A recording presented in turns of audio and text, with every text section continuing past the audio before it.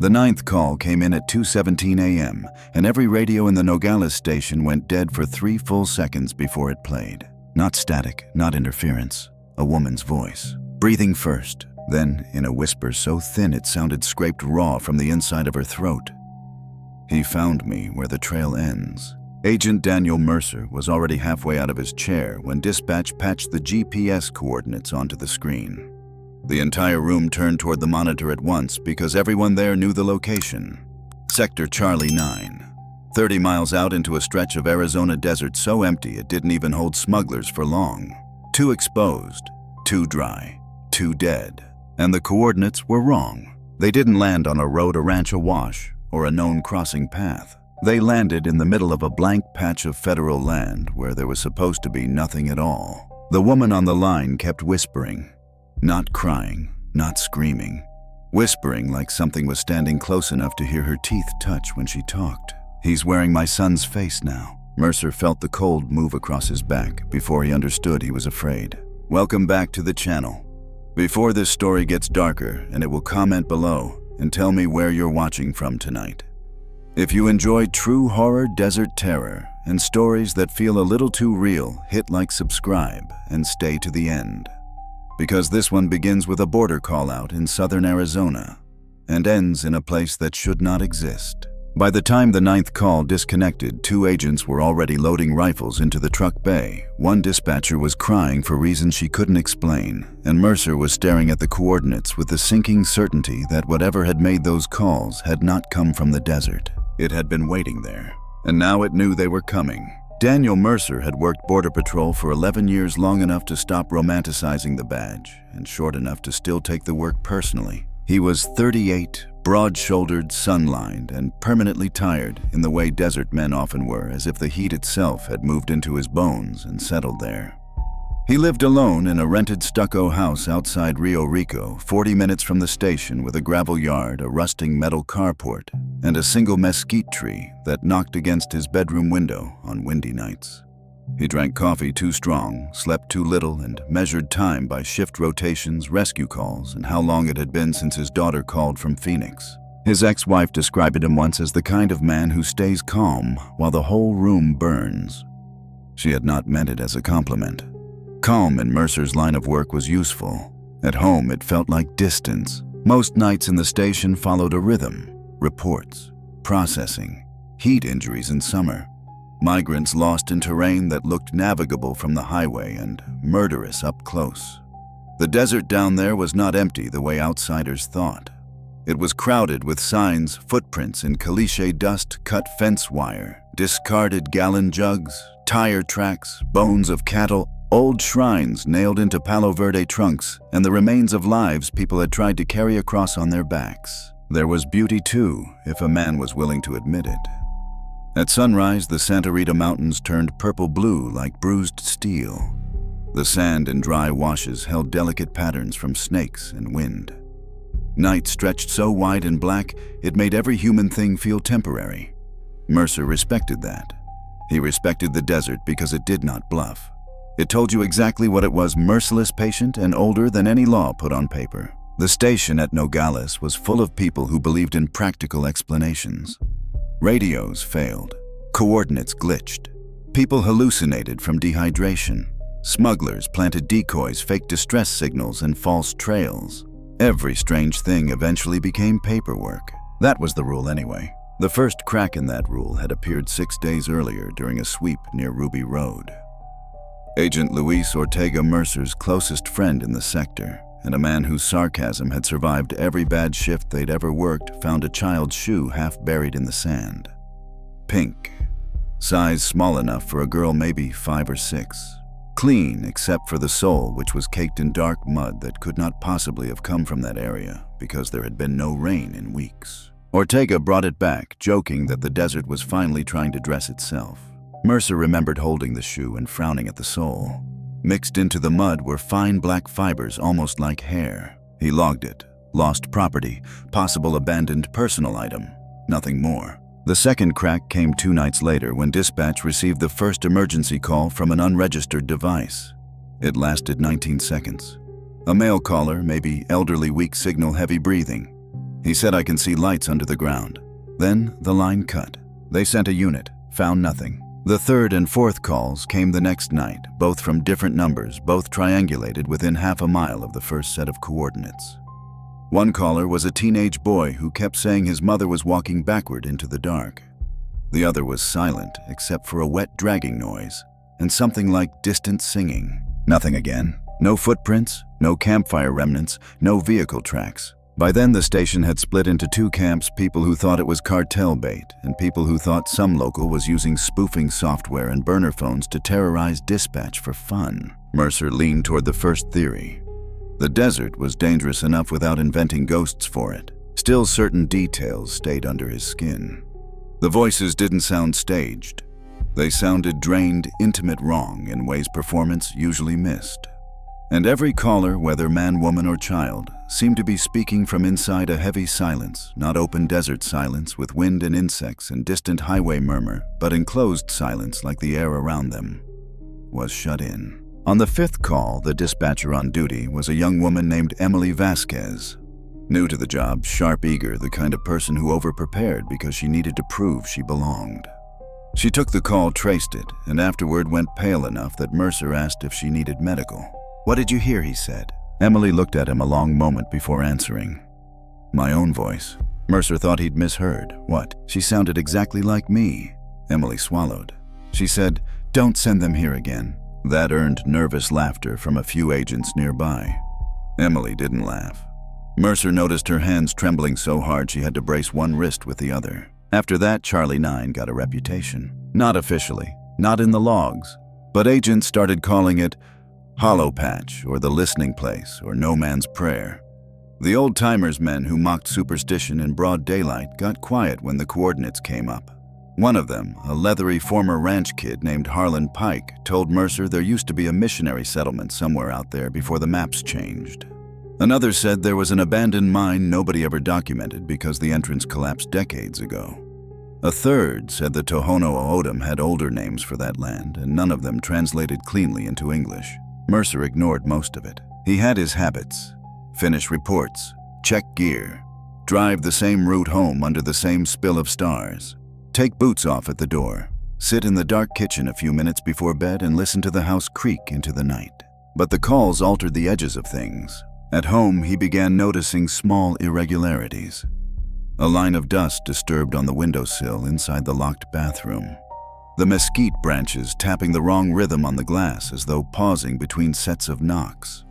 His dog tags from the Marines kept in a drawer he never opened lying one morning on the kitchen counter in a neat circle beside his coffee mug. Twice he woke convinced someone stood in the hall outside his bedroom. Not moving, not breathing loudly enough to hear. Just present in the dark with a certainty his body understood before his mind did. When he turned on the lamp, there was never anyone there. Then came the eighth call. It arrived at 11:42 p.m. on a Tuesday and lasted almost a minute. No one forgot it. Mercer was in dispatch reviewing thermal drone footage when the speaker crackled on. A little girl spoke in a flat, careful voice like she'd been told to read from a card. She said, "Tell Agent Mercer I found his house." Every eye in the room cut toward him. The girl continued, "The tree keeps scratching because it wants to come in." Mercer didn't remember standing up. He only remembered the sharp metallic taste in his mouth and Emily Vasquez staring at him as though she'd just watched someone open a grave.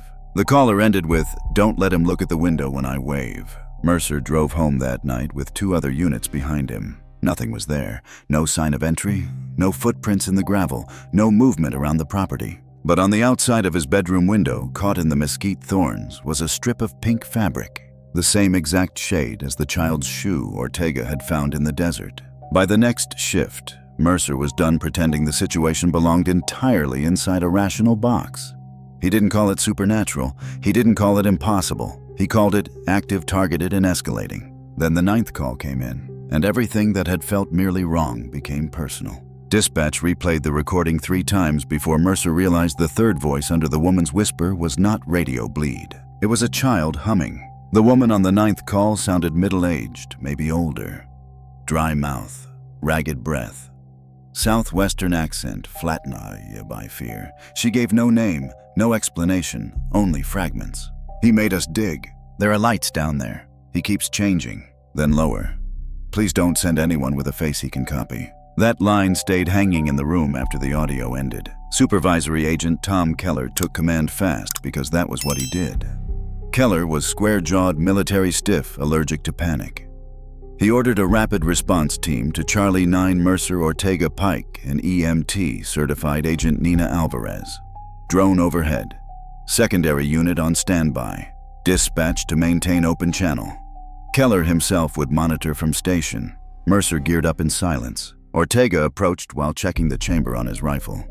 "You still think this is smugglers?" No, Mercer said. "That's not helping. It wasn't meant to." Outside, the night air hit hot and dry, the kind of darkness that smelled of dust and creosote.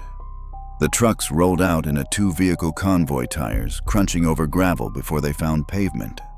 South Arizona at night could look lunar ridges cut in silver saguaros standing like witnesses, the distant border lights flickering in straight human lines against the land's indifference. At first, no one talked. Then Pike in the rear seat of Mercer's unit said, "This sector used to be on old survey maps." Mercer kept his eyes on the road. "Not tonight. I'm serious. Different landmark names. Some of them got scrubbed out when the federal parcels changed." Ortega snorted from the passenger seat. "What the ghost coordinates survive bureaucracy?" Pike ignored him. "My grandfather ran cattle east of here. Said there was a place where animals wouldn't cross. Horses would stop and bleed foam. Dogs dug at the ground till their paws split." Nina's voice crackled over radio from the second truck. "Pike, if you've got a point, I'd love to hear it before we walk into cursed dirt." He answered, "Point is there are places the desert keeps. Doesn't matter what map you use." Mercer turned off the paved road onto a maintenance track barely wider than the truck. Headlights cut through wash grass and cholla skeletons. The path degraded quickly from rough road to suggestion. GPS showed 3 miles remaining, then 2. Then without warning, the navigation screen froze. The map blinked once and went blank. At the same time, all 4 phones in the cab lost signal. "Nice," Ortega muttered. "That's real nice." Mercer switched to paper topo maps from the console, but before he could unfold them, dispatch came over the radio in a burst of static. "Unit 1 respond." "Keller, go ahead." Only breathing answered. Then Emily's voice said very clearly, "Agent Mercer, don't let Ortega out of the truck." Mercer's grip tightened on the wheel. "Emily, confirm authentication." Silence. Then, the same voice, still Emily's, whispered, "It already got there first." The radio went dead. Ortega stared at the dashboard. "Tell me that was a prank." Mercer didn't answer. The trucks pushed on another half-mile before the track ended at a wash. According to the last stable coordinates, Charlie 9 lay beyond a low rise of black volcanic rock. They parked nose out for fast retreat. Standard procedure should have steadied Mercer. Check weapons, night vision, medical pack, water, flares, thermal drone deployment. He went through each motion with efficient calm, but the whole time he felt a pressure behind his eyes, a subtle heaviness, like the air itself had grown thick. No wind moved. That bothered him most. Arizona nights always held some movement. A breath over the flats. Insects ticking. A coyote far off. Here there was only stillness, and beneath it something faint. A pulse, maybe, or a vibration too slow to be sound. Nina launched the thermal drone. Its red indicator rose into the darkness and drifted toward the ridge. She monitored the tablet, brows knitting. "What have you got?" Mercer asked. At first glance, nothing. She angled the screen. "Wait." 4 heat signatures appeared at the base of the rise, human-sized, standing motionless in a row. Ortega leaned in. "That's us, right?" "Reflection glitch." Nina shook her head. "We're here. These are out there." Mercer took the tablet. The figures glowed pale white against cooler ground. 1 taller, 1 short, 2 medium. They were arranged almost evenly as if waiting. Then all 4 signatures vanished at once. Not moved, vanished. The drone feed jittered, dipped, and flooded with visual snow before returning to normal. Empty ground. No movement. Pike muttered a prayer under his breath. Mercer ordered a cautious advance. They moved up the wash in staggered formation boots, sinking in loose sediment. The ridge ahead rose no more than 20 feet, but it cut the horizon like a broken tooth. Mercer's flashlight stayed off. Night vision painted everything in cold green. Branches stoned the pale trunks of Ocotillo, the black wells of shadow between boulders. Halfway up the slope, Ortega stopped. "You smell that?" Mercer did. Not rot exactly. Damp earth, maybe. A wet underground smell that belonged in basements and storm drains, not open desert. It thickened as they climbed. At the crest, the land leveled into a shallow basin, and there in the middle of it stood 9 cell phones, each one upright in the dirt, each one glowing. No bodies, no cars, no campsites. Just 9 phones planted like candles around a depression in the ground about 15 feet wide. The basin's surface was crusted with pale mineral dust, except where the depression began, where the earth turned black and slick, almost mud-like. Mercer signaled hold. Nina circled left. Pike covered the rear. Ortega moved beside Mercer, breathing shallow through his nose. The phones were all different models. Old flip phone, cheap smartphone, one cracked iPhone, one satellite handset. Some damaged, some clean. All powered on despite there being no obvious charging source and no reason any of them should have service out there. On every screen was the same active call timer, 0009, then 0010. They were still connected to something. Mercer stepped closer and saw that the black ground between them wasn't mud. It was packed hair, human hair matted into the soil in long dark ropes as if the earth had been woven shut with it. Ortega swore softly. Then one of the phones rang. The sound was so shrill in the dead basin that Nina flinched. Mercer crouched and checked the caller ID. No number. Just one word. "Home," he answered on speaker. A child's voice said, "You brought the wrong faces." Something moved beneath the hair-packed earth. Not rising, traveling. A bulge passed under the surface from one side of the depression to the other, slow and deliberate, as if something large were crawling just inches below the ground. Mercer backed up, weapon-trained. "Federal agents," he shouted into the basin. "Identify yourself." The thing under the earth stopped moving. Then all 9 phones began playing voices at once. A man sobbing, a woman begging, Emily's voice repeating, "Don't send them here." A little boy laughing, Mercer's own voice saying his daughter's name. The overlapping sounds turned the basin into a nightmare of stolen speech. Ortega kicked one phone over. It kept playing from the dirt. Nina shouted, "Movement right." Mercer pivoted. At the rim of the basin, a figure stood watching them. At first, his mind cataloged it as human male. Average height, Border Patrol uniform, ball cap, utility belt. Then the details aligned. The face belonged to Agent Luis Ortega, but Ortega was beside him. The thing at the rim smiled with Ortega's face, while the real Ortega made a low animal sound in his throat. The copy did not move naturally. Its shoulders sat a touch too high, elbows slightly reversed under the sleeves, like someone had studied a person from a distance and rebuilt him from memory using the wrong joints. Its skin looked stretched too taut around the mouth. The teeth showed too many at once. Mercer had said in Ortega's voice. "You weren't supposed to see the hole yet." Pike opened fire first. 3 rounds hit center mass. The copy folded backward and vanished behind the ridge. Mercer ran for the perimeter with Ortega and Nina on either side. But when they reached the spot, there was no body. No blood, no tracks leaving the stone. Only a narrow opening in the ground hidden behind a shelf of volcanic rock. Not a cave, a shaft. Perfectly round, no more than 6 feet across, lined with old timber supports, blackened by age. A mine entrance, maybe, though no map had shown it. Cold air breathed up from below, carrying that same wet earth smell, stronger now, and threaded with something metallic. At the lip of the shaft lay a Border Patrol cap. Ortega's cap. He snatched at his own head instinctively. Still there. Same unit patch. Same sun-faded brim. Same sweat stain. Inside the abandoned cap in dark reddish-brown, someone had written a message. 9 came out. 1 went back. Nina looked from the cap to the shaft. "We need to pull out. Call this in. Hazmat tactical, everybody," Mercer agreed. Every instinct screamed retreat. Then the radios all burst to life, not with static, with Keller's voice. "Mercer, Alvarez, Pike, Ortega, listen carefully. You are not at Charlie 9. Mercer grabbed the handset. "Keller, we have a hidden shaft and possible hostile impersonation. Confirm your position." Keller answered immediately. "You never left the station." Everyone went still. "That's impossible," Mercer said. "You're in Bay 3. Keller said, voice tight with controlled fear. "Your truck is parked inside.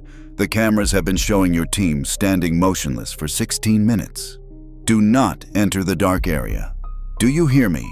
Whatever you see, you do not step into the dark area." Nina whispered, "No." Mercer turned in a slow circle. The basin no longer looked like desert. At some point, he could not have said when the stars had disappeared. The horizon was gone. Beyond the ridge and wash and saguaros, there was only blackness, vast and seamless, pressing in around their lights. The desert had become an island of dirt floating in a dark so complete it looked solid. And from the shaft beneath their feet came the sound of many people climbing upward. Training held for exactly 4 more seconds. Then Pike panicked. He stumbled back from the shaft, sweeping his rifle toward the dark perimeter as if expecting bodies to pour from it. No. We're leaving. We're leaving right now. Hold formation, Mercer barked. But the sound from below changed everyone. It was not the clamber of one climber or even several. It was a layered scraping ascent, hands on ladder rungs, boots on timber fingernails on wood, the wet catch of breath in too many throats. Human sounds, except they lacked urgency. Nothing climbing that shaft was rushing. It knew the team was trapped. Mercer forced himself to think. Keller's transmission suggested one of 2 possibilities. Either they were experiencing a shared hallucination of impossible sophistication, or space itself had folded around them in a way his training had no category for. Neither option improved the situation. Back to the trucks, he said. Now, tight formation. Don't separate. They moved fast down the slope toward the wash. The 9 phones behind them began ringing again, one after another, creating a staggered chain of shrill tones. Mercer kept his eyes ahead. Then one ring changed into his daughter's ringtone. He stopped before he could stop himself. His daughter Ava had used the same acoustic chime since high school. Hearing it out there in the black struck some reflex deeper than logic. He turned. One of the phones near the basin flashed Ava calling. Ortega seized his arm. "Don't!" Mercer stared at the screen, throat tightening. It rang twice more. The display flickered to a live photo, Ava standing in front of Camelback Mountain, smiling, sunlight in her hair. That photo existed only on Mercer's personal phone. The call connected by itself. Dad, Ava's voice said, small and frightened. "Dad, I'm in the dark, and there's someone here with your face." Mercer took one step back toward the basin. Ortega physically yanked him away. "That isn't her." The phone on the ground began laughing in Ava's voice until Mercer smashed it under his boot. The screen shattered. The laughter kept coming from the dirt underneath. They reached the trucks and piled in hard doors, slamming engines, roaring alive. Relief surged through Mercer, brief, fragile. Then the headlights illuminated the same ridge they had just descended, the same basin, the same 9 glowing phones. They hadn't moved. Mercer threw the truck in reverse, backed 20 yards, swung around, and drove full speed the opposite direction into the wash. Gravel sprayed.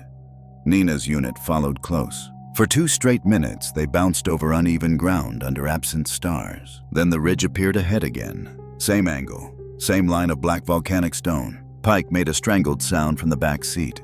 No. Mercer stopped just short of the basin. The phones glowed patiently. Something was wrong with distance, wrong with direction. The terrain had become a loop. Nina's voice came over radio, shaky but controlled. "Daniel, my odometer says we drove 1.8 miles. Mercer looked out at the ridge no more than 100 yards away. "Copy. We need another anchor," she said. "Something physical.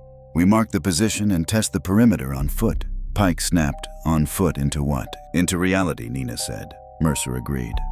They tied chem lights to the trucks, then ran a spool of climbing rope from Mercer's rear hitch and walked straight away from the basin, keeping tension on the line.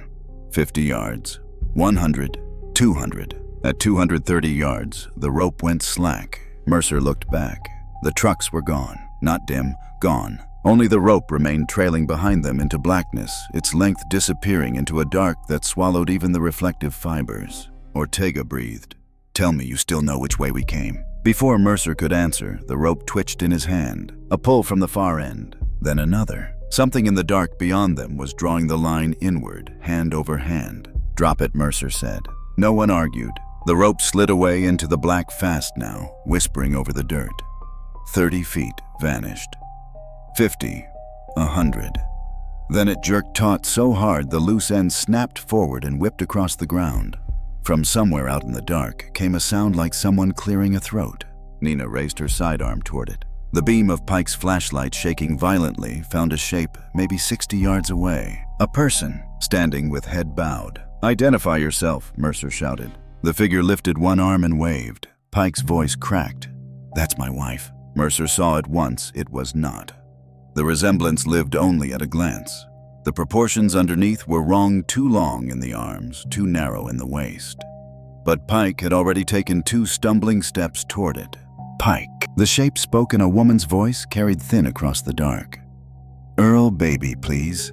Pike broke. He ran. Mercer lunged and missed the back of his vest by inches. Ortega sprinted after him, while Mercer and Nina covered. Pike's flashlight bounced wildly as he raced toward the false figure. At 10 yards, the light caught it fully. Its face was a ruin of imitations. Not Pike's wife, not anyone singular. Features sat layered under the skin like bad edits in a photo, one eye too high, 2 mouths ghosting each other, a child's nose above an adult one. Hair moved as though underwater. And when it smiled, the skin split vertically from chin to sternum. Ortega tackled Pike just before the thing opened itself wider. Inside its chest was not flesh, but packed darkness, dense and moving, full of shifting little lights like distant phone screens. Mercer fired 3 rounds. Nina fired twice. The thing folded inward, soundlessly collapsing like empty clothing. When they reached the spot, there was no body. Only Pike on the ground, weeping into the dirt, and around him, half buried in a loose circle, a dozen human teeth. Mercer dragged Pike upright. "Look at me." Pike wouldn't. She said my name. I know. She knew my name. Mercer slapped him once, not hard, just enough to punch through the spiral. Pike blinked and focused. "We move together," Mercer said. "You understand?" Pike nodded shakily. A new voice came over the radio. Emily again, but this time distorted, layered with others. "Agent Mercer. Bay cameras confirm movement." Mercer keyed the mic. "Describe." Silence. Then, "There are 9 of you now." The line went dead. None of them spoke for several seconds. Finally, Nina said, "What if Keller was telling the truth?" Ortega looked at her. "You mean, what if our bodies are back at the station and this is—" He didn't finish. Mercer did not want language around it. Language made it real. But the facts were becoming impossible to fence out. Shared perception. Recursive terrain. Personal memory exploitation. Physical interaction with objects that appeared and vanished. Signals crossing spaces they should not cross. "Whether this place is in our heads or not," he said, "it can still kill us." That focused them. They returned to the basin because every attempt to leave bent back to it. Mercer hated the feeling of obeying the place's geometry, but there was method in it. The shaft was the center. The calls originated there or through it. If there was a route out, it might also be there. The 9 phones had stopped ringing. Their screens now showed camera feeds. Each feed displayed a room inside the Nogales station. Bay 3, Mercer's truck. Nina's unit. Dispatch. Holding cells. Hallways. One feed aimed high from a corner showed 4 figures standing rigidly in the truck bay beneath fluorescent lights. Mercer zoomed in with shaking fingers. It was them, or versions of them. 4 agents in full gear, motionless faces turned toward an unseen point off camera. Even in the tiny, grainy image, Mercer recognized his own stance, Ortega's shoulders, Nina's braid hanging over body armor, Pike's heavier build. Then, one by one, the figures in the feed turned their heads toward the camera, all at the same exact speed. Mercer dropped the phone. Nina whispered, "We need proof. Something to tell us which side is real." Ortega said easy. "Ask Keller something only he'd know." Mercer keyed the radio. Static first, then Keller's voice, weak and broken. Mercer. "Keller, what did you tell me after my first field rescue?" A pause, long enough to feel wrong. "Then I told you nobody thanks you for bringing them back. They only remember you were late." Mercer's stomach sank. That was correct. "Private. Said 10 years ago after Mercer carried a heat-stroked migrant boy 2 miles to medevac. Ortega saw it in his face. He got it right. "Yes, then that's Keller," maybe Nina said. "Or maybe this place hears us think." The shaft answered with a voice from below, a little of both. They all spun. Something pale had risen just far enough to show the top of a head above the lip. Wet black hair clung to a skull too smooth without visible ears. Then eyes emerged closed at first, then opening sideways instead of up and down. Human irises floated in too much white. The thing continued climbing until its nose, mouth, and chin appeared. The face belonged to the woman from the 9th call, or an approximation of her. Her cheeks sagged with exhaustion. Dirt streaked her skin. Her lips were split. "Please," she whispered. "Please help me." Mercer crouched at a cautious angle. What is your name? She seemed to consider. Marta. Are you injured? Yes. How many people are down there? Her mouth trembled into a smile that did not match the fear in her eyes. It depends how far down you count. Nina moved closer, medical instincts fighting terror. Marta, stay where you are. We can get a rope. Marta's head tilted. Bones clicked in her neck. He learned faster with the children, she said conversationally. Adults take too long. Too much memory to sort through. Mercer raised his rifle again. What are you? Marta shut her eyes and inhaled deeply as if savoring the question. When she opened them, they were Mercer's eyes. Same color, same tired droop at the corners. At lost property, she said in his voice. Then she lunged, not out of the shaft upward, impossibly high hands, catching the rim as her body uncoiled behind her like a length of cable. Mercer fired point blank. Nina screamed. Ortega slammed the stock of his rifle into its jaw. The thing dropped back into the shaft, hitting timber ladders with a cascade of cracking impacts as it fell. Below, dozens of voices began to murmur. Pike backed away, hyperventilating. There's more than one. Mercer looked into the hole. Way down in the black, too far for any honest light, he saw the glow of screens. Hundreds of them, maybe, like stars trapped underground and moving among that dim cluster shapes. Human-sized, climbing. There was no safe choice left. Stay at the surface and wait to be surrounded, or go down toward the source and hope the place obeyed some structure they could use. Mercer made the call. We descend. Pike stared at him as though he'd gone insane. Into that? It wants us on the surface, Mercer said. That means we stop doing what it wants. Nina gave one stiff nod. Ortega checked his magazine and said, This is officially the worst night of my life. They anchored ropes to the trucks when the trucks reappeared exactly where they had last parked, as if the place approved the decision and rigged descent lines into the shaft. The air rising from below was cold enough now to fog in front of their faces. Mercer went first. The timber supports were old, but not rotten. 10 feet down, the desert smell vanished completely, replaced by mineral damp and a deep fungal odor. 20 feet. 30. The shaft widened into a vertical chamber cut through layered rock. Old mining marks scored the walls. At 40 feet, his boots found a platform, a timber landing opening into a horizontal tunnel. Everyone descended to him. The tunnel ahead was reinforced with beams from another era, warped and black with age. Wires ran along the ceiling, not modern electrical lines, but braided strands of human hair twisted together, disappearing deeper into the dark. Here and there, old cell phones had been tied into the hair like charms. Their screens glowed dimly with shifting contact lists and call logs. Nina nearly gagged. Jesus! Mercer swept his light across the wall. Words had been scratched into the rock with something sharp. Don't answer if it knows your name. A few feet farther, it starts with the voice. Then, we thought the shaft was the mouth. It isn't. Ortega muttered, Who wrote these? A response came softly from farther in. We did. Their lights found 3 people at the far end of the first chamber. At least, Mercer thought they were people at first. A man, a woman, and a teenage boy sat chained to iron rings bolted into the rock. All were terribly thin, eyes sunken, clothing in rags.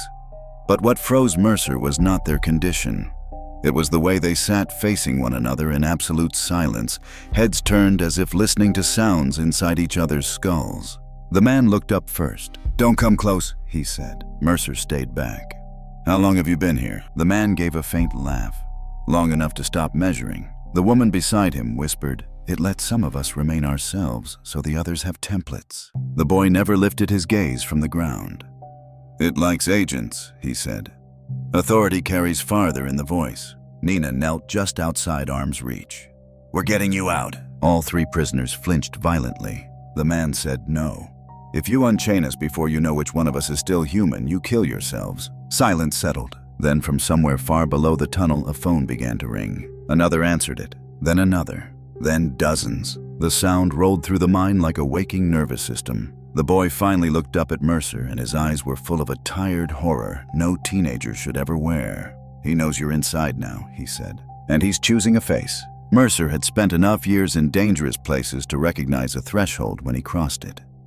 There were moments in violence when events stopped feeling random and revealed a shape, a narrowing corridor where every choice after that point carried a cost somebody would have to pay. The mine tunnel was that corridor. The ringing spread outward through the dark, not chaotic now, but patterned, almost musical. One phone rang, then another deeper in. A call-and-response system. Communication. Navigation. Something was moving through the tunnels using stolen signals the way a bat used echo. Mercer crouched by the chained prisoners, keeping his voice low. "Tell me what it is." The man answered first. He was maybe in his 50s, Hispanic, sunburned under layers of grime. "We were crossing with a guide," he said. "There were 12 of us. We found the hole by accident after a storm opened part of the ridge. One of the women heard a phone ringing below.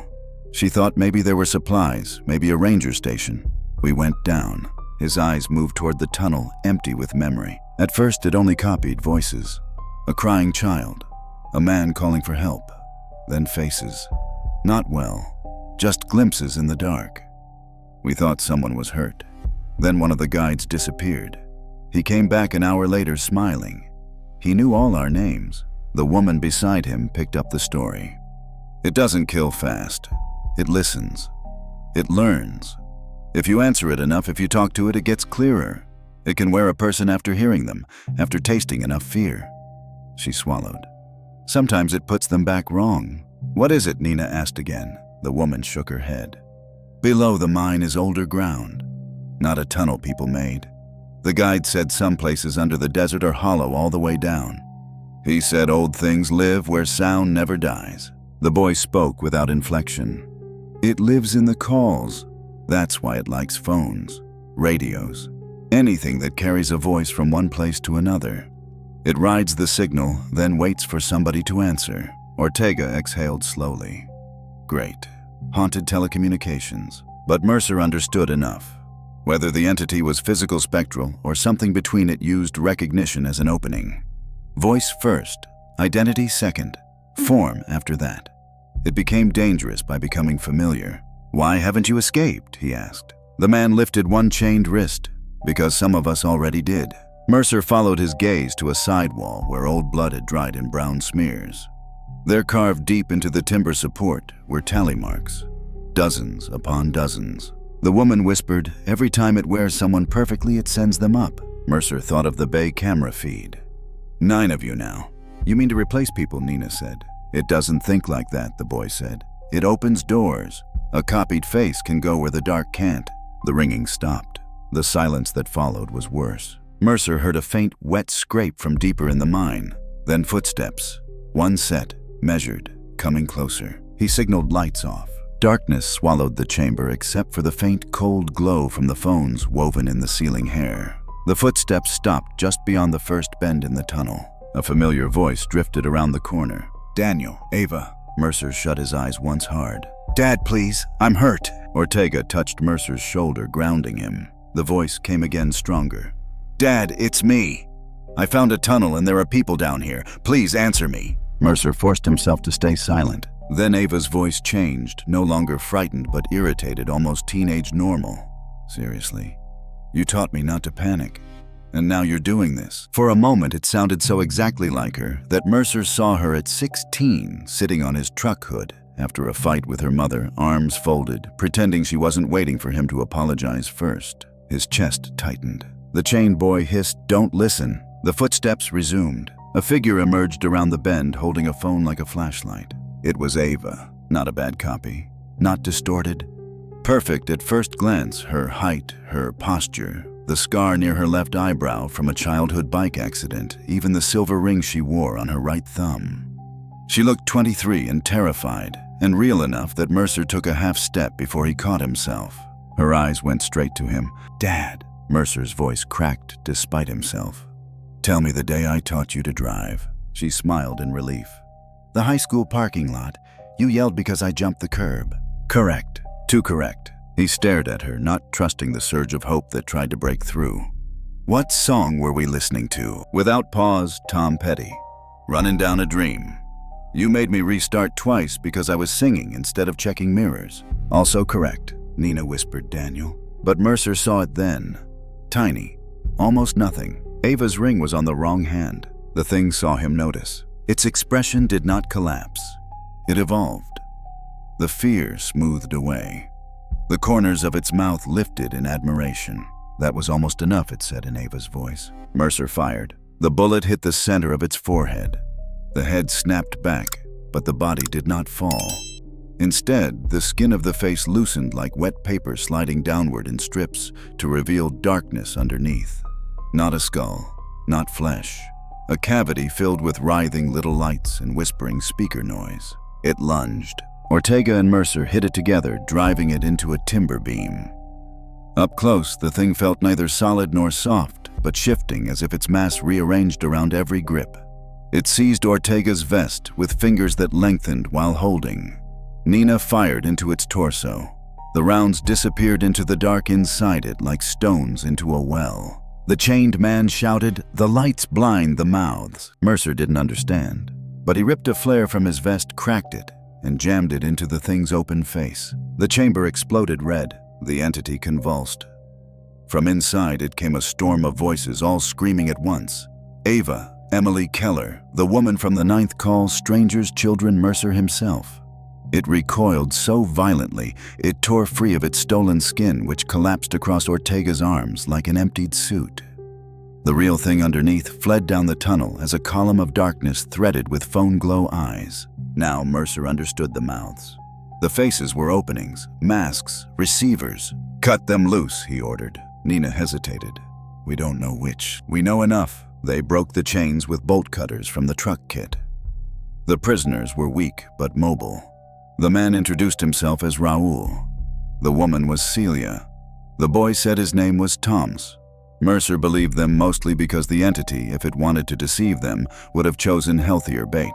"What's below?" Mercer asked. Raul pointed into the mine. "A chamber. Old settlement remains, maybe. Hard to tell. It keeps the phones there. Bones, too.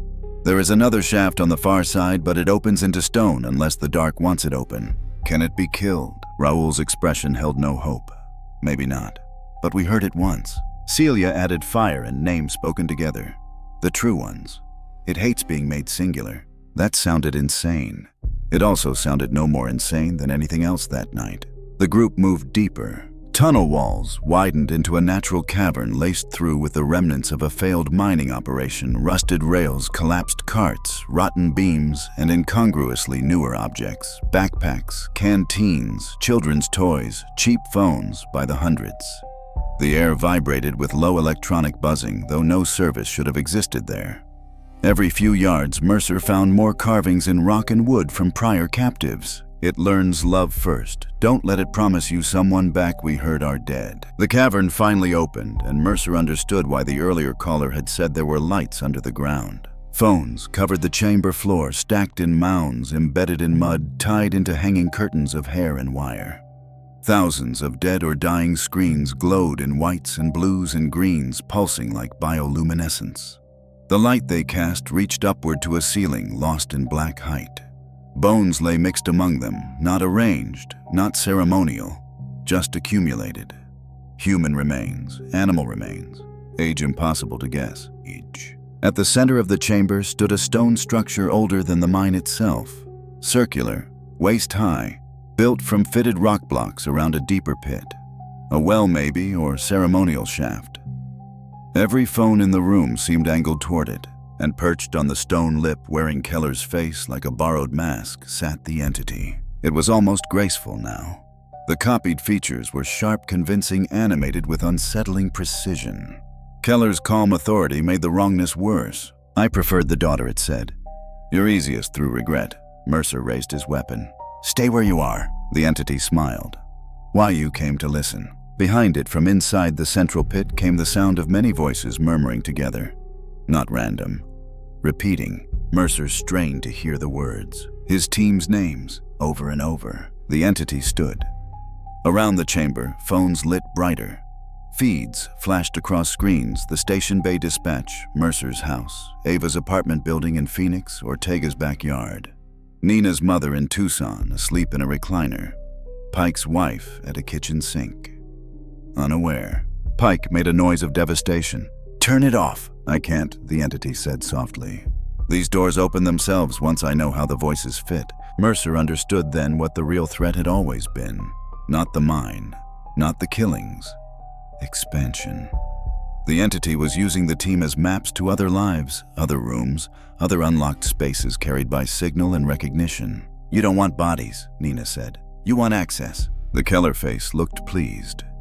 "Bodies are only local." Ortega lifted his rifle. "I officially hate philosophy from monsters." The entity's head turned toward him with that same measured admiration it had shown Mercer earlier. "Luis Ortega, son of Ramon, husband to Elena. You still hear the man you left in the trailer fire, don't you? The one who called your name under the beams." Ortega froze. Mercer saw the hit land. Ortega had once confessed that story drunk after a funeral, a domestic fire, early in his career. A victim he couldn't reach in time. A voice he still heard in dreams. The entity continued savoring it. "I can sound exactly like him." "Don't," Ortega whispered. It smiled wider. "Luis." Ortega fired a burst, shattering 3 hanging curtains of phones, but the entity dropped backward into the central pit before any round struck true. Instantly, the entire chamber came alive. Figures rose among the mounds of phones, copies built from darkness, and stolen skins, some almost complete, others visibly unfinished. A woman with 2 mismatched eyes. A child-sized shape with a grown man's hands. A border patrol agent whose lower jaw opened sideways. 9, then 12, then more, climbing over stone and bone toward the group. "Back to the wall," Mercer shouted. They formed a rough semicircle near a collapsed ore cart. Mercer and Ortega fired controlled bursts. Nina used flares, hurling them into clusters where the red magnesium glare made the copies convulse and peel apart.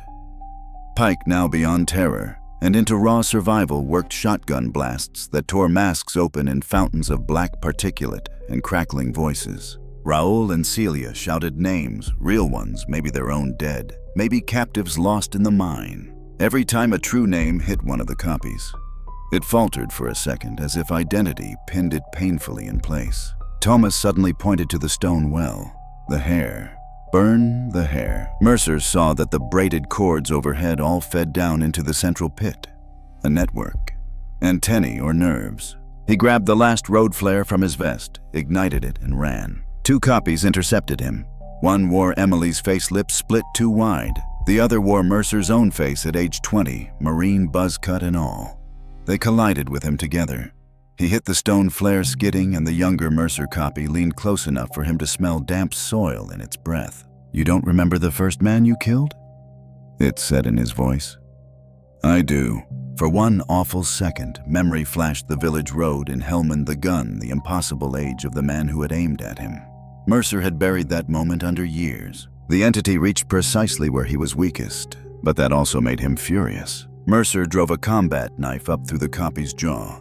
Blackness burst from the wound in a storm of disconnected syllables. He shoved the body aside, rolled, snatched the flare, and jammed it into the thickest braid of hair feeding the well. The effect was immediate. The hair ignited not like hair, but like oil-soaked fuse line fire racing along it in all directions across the chamber's ceiling. Every phone flared to white. The copies screamed in layered stolen voices. The stone well began to pulse from within red-black-red, as if something far larger were turning below. Celia cried out, "Names, give it one shape." Everyone started shouting. Mercer yelled Daniel Mercer. Ortega yelled Luis Ortega. Nina Alvarez. Earl Pike. Raul Mendoza. Celia Navarro. Tomas Reyes. The names of their fathers, mothers, children, the dead. They remembered the living they loved. The chamber thundered with true names hurled into fire and signal and darkness. The copies around them faltered, skins slipping, voices tangling. The well answered with a deep moan that shook dust from the ceiling. Then the entity rose from the pit in its truest form yet. No single face now. A towering column of packed dark threaded with hundreds of mouths. Some human, some almost human, all opening and closing around shining phone screens embedded like organs. Arms extruded, retracted, multiplied. Eyes flashed in different heights and sizes. It reached nearly to the cavern roof and moved like smoke forced into the idea of a body. When it spoke, the whole chamber spoke with it. "I have been called worse." Mercer had no language for the fear that hit him.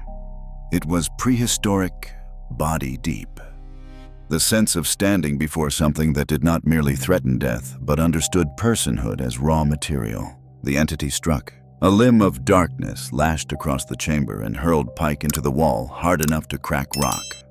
Nina disappeared under a collapse of old timber.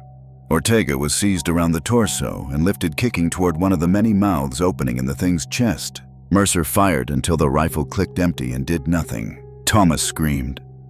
"The shaft above! Bring the roof!" Mercer looked up. Old mining supports. Fire racing along them. Rotten beams already smoking. Collapse was possible. It would also kill them if mistimed. Ortega was choking in the entity's grip. "Do it!" he gasped.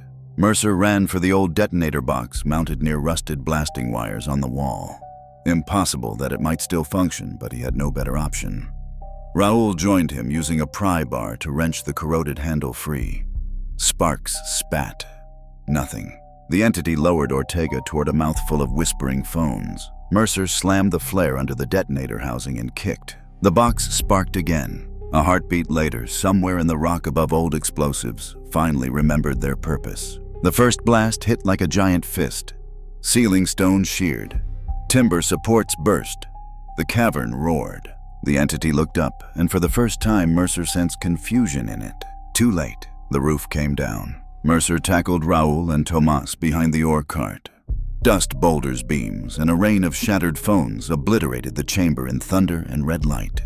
The entity's voices rose to an impossible shriek, every stolen identity screaming at once, then cut off as tons of rock crushed the well, the copies, the network of hair and signal and mouths beneath. The world became falling stone, then silence.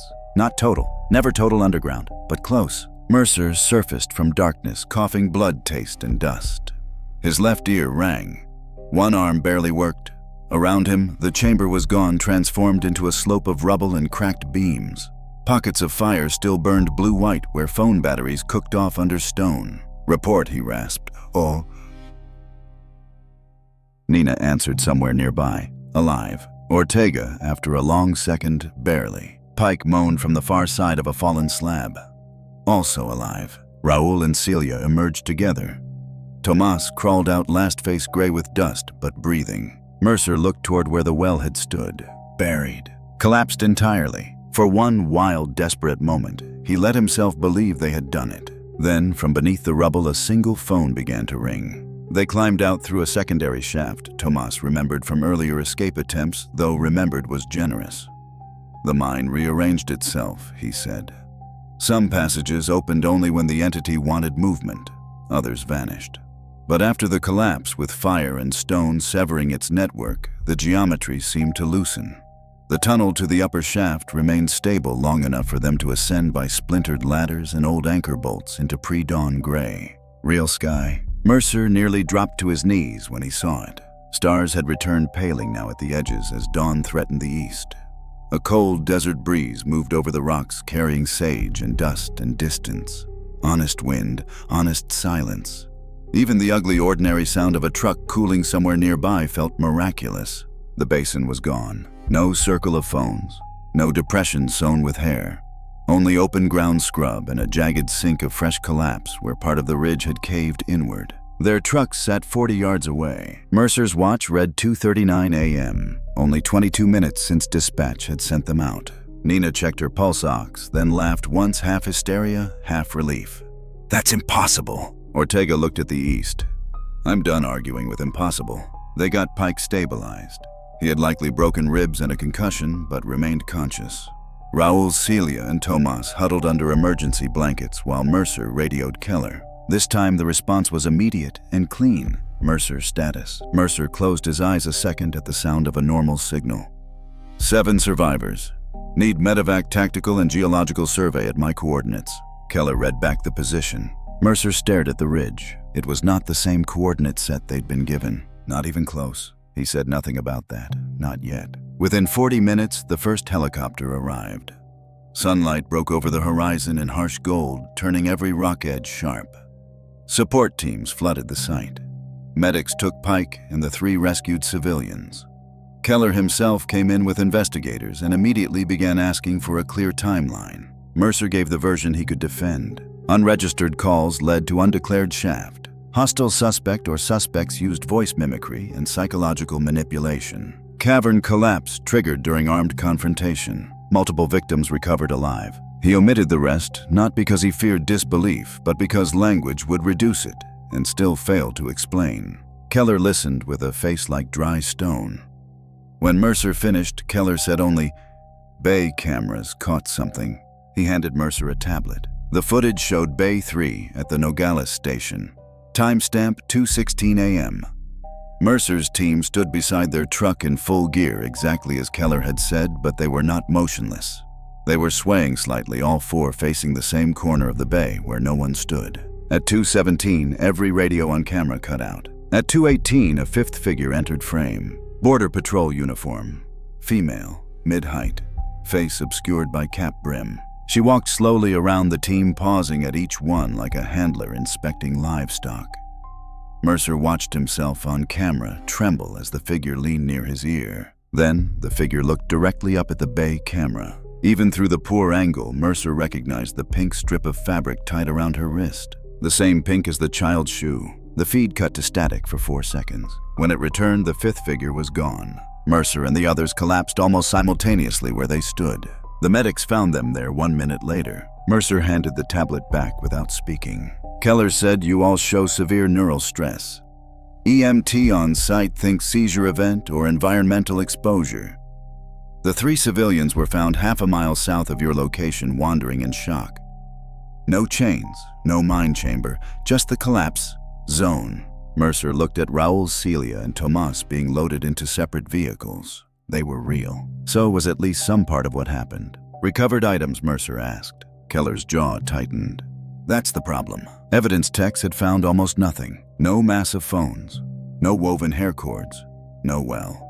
No bodies except old partial remains in a lower debris field consistent with historical mining fatalities. No copied skins. No strange tissue. Just one object." Keller held it out in a sealed bag, a clean, undamaged smartphone. On its lock screen was a photo of Mercer's mesquite tree outside his bedroom window. Time taken 2:17 a.m. Mercer felt something inside him sink a little further than fear. After medical clearance, light concussion, smoke inhalation, bruising, he drove home under orders to remain available for debrief. The sun was fully up by then. Daylight made everything insulting in its normalcy. Gas stations opened.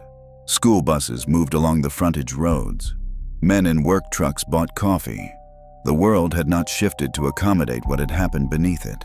At the house, he sat in the driveway for a full minute before getting out. Nothing looked disturbed. The mesquite tree scratched softly in the morning breeze. Gravel crunched under his boots.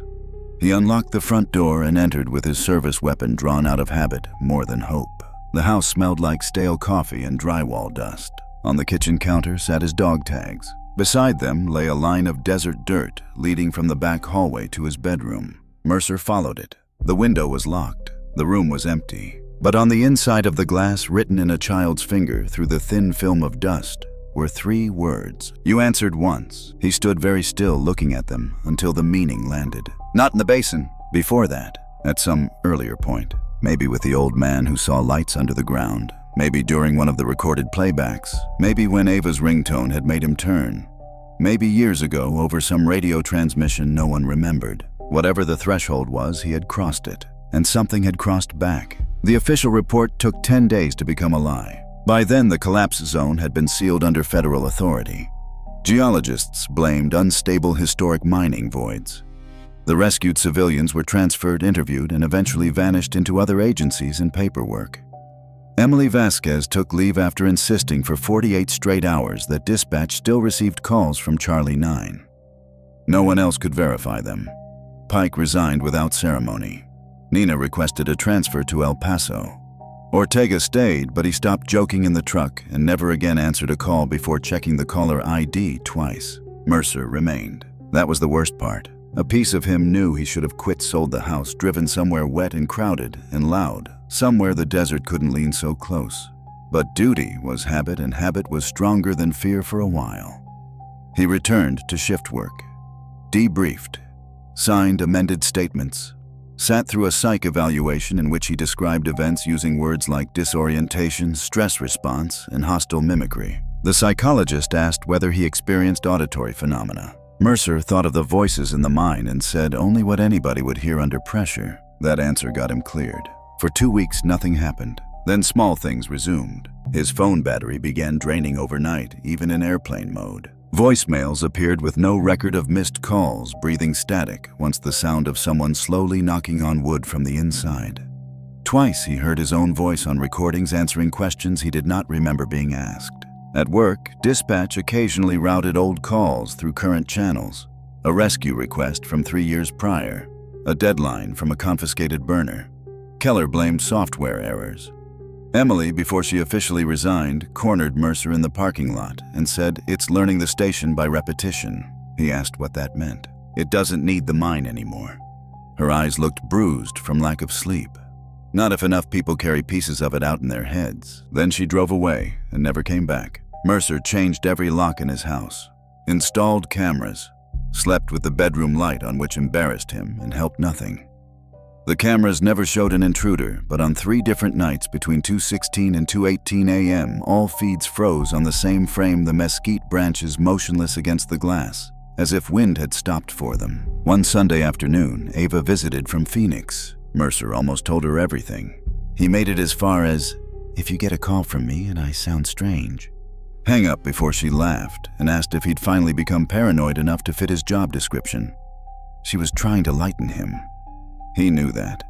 He laughed too because fathers preferred humiliation to frightening their daughters. They ate takeout at the kitchen. She complained about rent traffic and her boss. For an hour, he felt nearly normal. Then Ava went quiet and looked toward the hallway. What Mercer asked. She frowned.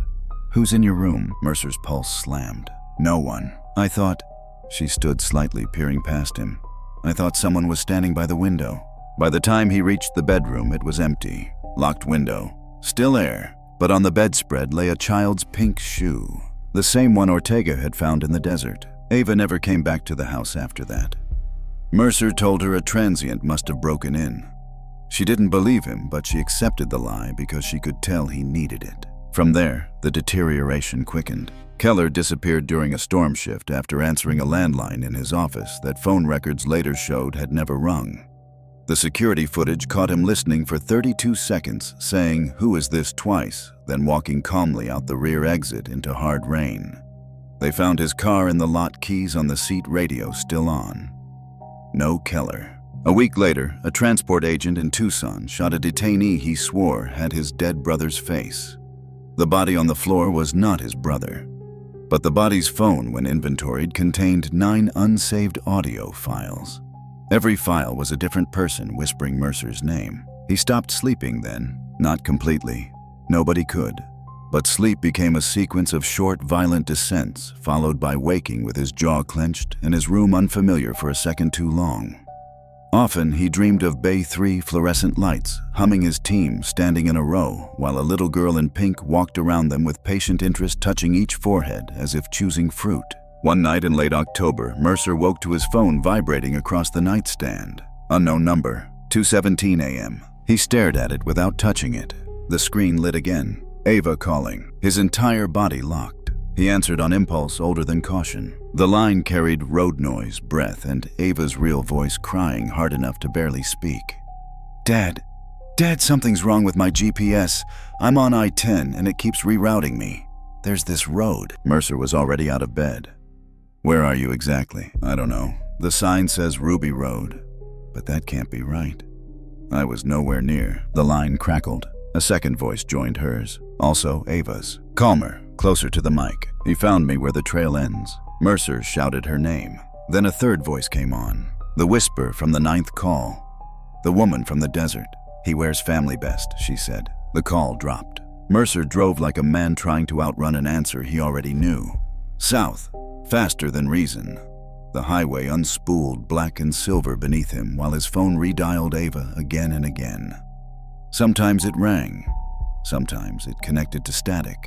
Once it picked up long enough for him to hear wind and what sounded like many people softly humming together. He reached Ruby Road near 3:06 a.m.